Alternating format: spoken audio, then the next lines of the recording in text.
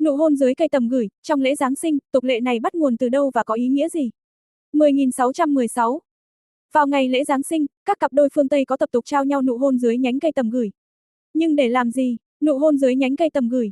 Văn hóa phương Tây hết sức coi trọng ngày lễ Giáng sinh, với rất nhiều tục lệ mà đôi khi người châu Á chúng ta không thể hiểu hết. Trong đó có một hình ảnh liên tục được nhắc đi nhắc lại, đó là nụ hôn dưới nhánh cây tầm gửi, hay A kiss under the mistletoe. Vậy cây tầm gửi ở đây có ý nghĩa gì? Thực chất, ý nghĩa của nó xuất phát từ một điển tích nổi tiếng trong truyện thần thoại Bắc Âu. Sự tích về cây tầm gửi bắt đầu bằng câu chuyện thần thoại về vị thần mặt trời mùa hạ tên là Border. Vị thần này một lần nằm mơ thấy mình sẽ bị chết. Cậu bé Border bèn kể lại cho mẹ là nữ thần Frigga, vị thần của tình yêu và sắc đẹp. Thần Frigga sau khi nghe xong đã quá lo sợ, nghĩ rằng giấc mơ có thể là một điềm báo, nên bà cầu xin tất cả vạn vật trên trái đất hãy bảo vệ Border. Bà còn nguyền rằng, nếu Border chết đi tất cả mọi vật cũng sẽ phải chết theo. Từ đó, thần Border lớn lên và miễn nhiễm với bất kỳ cây cỏ gì mọc lên từ mặt đất mà các trẻ con cùng dùng để ném vào cậu. Tuy thế, một trong số kẻ thù của Border là Loki đã tìm ra kẽ hở trong lời nguyền của nữ thần Frigga chính là cây tầm gửi. Sở dĩ cây tầm gửi không bao giờ mọc lên từ đất mà là sống nhờ vào thân cây khác nên không bị ảnh hưởng bởi lời nguyền của nữ thần Frigga. Biết như vậy, Loki đã dùng thân cây tầm gửi làm thành mũi tên, lừa người em bị mù Howder dùng mũi tên ấy bắn vào Border. Chính mũi tên ấy đã hạ sát Border. 3 ngày trôi qua, tất cả vạn vật trên thế gian tìm đủ mọi cách để cứu Border nhưng đều thất bại. Thần Border chết dưới mũi tên của Howder. Cuối cùng, chính những giọt nước mắt của bà mẹ Frigga khóc than con mình đã làm cho những trái tầm gửi chuyển từ màu đỏ sang trắng, đem sinh mạng của Border trở lại. Quá đỗi vui mừng, nữ thần Frigga đã lấy lại tiếng xấu của cây tầm gửi và bà đã hôn tất cả những ai bước dưới cây tầm gửi, để tạ ơn cứu mạng con bà.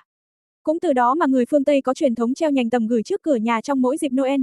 Các cặp đôi yêu nhau cũng bắt đầu hôn nhau dưới nhành tầm gửi với quan niệm rằng, nữ thần Frigga đã chứng kiến và bảo vệ tình yêu của họ mãi mãi. Có tài liệu ghi lại rằng, tập tục trên bắt nguồn từ thời nữ hoàng Victoria ở Anh, khoảng thế kỷ 16. Nó trở thành một niềm tin tôn giáo, mạnh tới mức mà khi hai đội quân kẻ thù đánh nhau, dù có thù ghét tới mấy thì nếu nhìn thấy cây tầm gửi trước mặt, hai bên cũng sẽ ngừng chiến.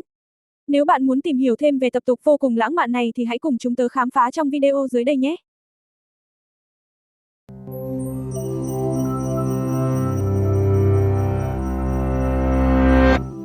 The sight of mistletoe may either send you scurrying, or if you have your eye on someone, awaiting an opportunity beneath its snow-white berries. But how did the festive Christmas tradition of kissing under mistletoe come about?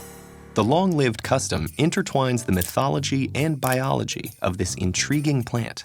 There are more than 1,000 species of mistletoe, which grows the world over. In fact, the ancient Europeans were so captivated by the plant's unusual growth habits that they included it in their legends and myths. In ancient Rome, Pliny the Elder described how the Druid priesthood in ancient England believed that mistletoe was a plant dropped down from heaven by the gods. That explained its unlikely position amongst the high branches of certain trees. They also believed it had powers of healing and bestowing fertility. Meanwhile, Scandinavian legend told of the plant's mystical qualities in the story of the god Balder and his adoring mother, Frigga, goddess of love, marriage, and fertility. Frigga loved her son so much that she commanded every plant, animal, and inanimate object to vow they'd never harm him. In her fervor, however, she overlooked the mistletoe. The mischievous god Loki realized this oversight and pierced Balder's heart with an arrow carved from a mistletoe branch. Frigga cried tears of such sadness that they formed the mistletoe's pearly berries, making the other gods pity her and agree to resurrect Balder. Hearing the news, Frigga became so overjoyed that she transformed the mistletoe from a symbol of death into one of peace and love. She mandated a one-day truce for all fights, and that everyone embrace beneath its branches when they passed, to spread more love into the world. In the 17th century, British colonists arriving in the New World found a different but very similar-looking species of mistletoe. They applied it to these tales of magic, fertility, and love, spreading the mistletoe-hanging tradition from Europe into America. By the 18th century, people in Britain had turned this into a Christmas tradition.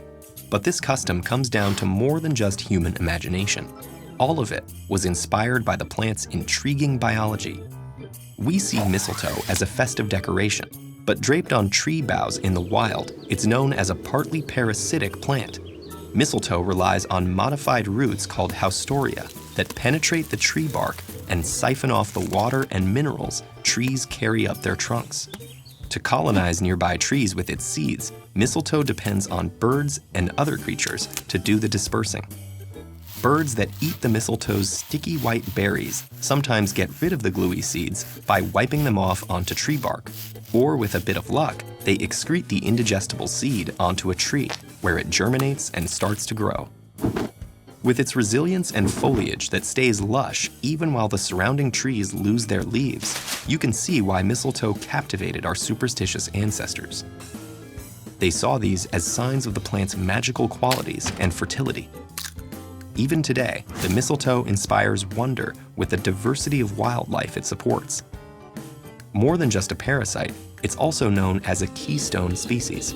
It's eaten by a diversity of animals, including deer, elk, squirrels, chipmunks, porcupines, robins, bluebirds, mourning doves, and the butterfly genus, Dilius.